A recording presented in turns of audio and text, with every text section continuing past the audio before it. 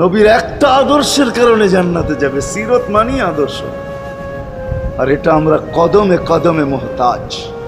কেননা এই ছোট জীবনটা যদি গ্রহণযোগ্যতা পর্যন্ত পৌঁছাইতে হয় আল্লাহর কাছে, চাই নারী হই, চাই যুবক হই, চাই বৃদ্ধ হই, যেই মানুষই হই না কেন, যেখানেরই হই না কেন, যেই বাসারই হই না কেন, যেই বর্ণেরই হই না কেন, যেই পেশারই হই না কেন, যেই সোসাইটিরই হই না কেন, এই জীবনটাকে যদি গ্রহণযোগ্যতা পর্যন্ত পৌঁছাইতে হয় কার কাছে? দুনিয়াওয়ালাদের কাছে না, মালিকের কাছে, যিনি এক ফোঁটা পানির থেকে অস্তিত্ব দিয়েছেন, যার কাছে আবার আমাদেরকে ফিরা যেতে হবে।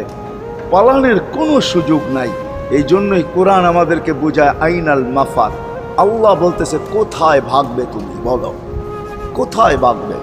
কবির কথাই সত্য, যদিও নাকি পালাও তুমি আকাশেতে লাগিয়ে সিঁড়ি, সিঁড়ি লাগাও যদি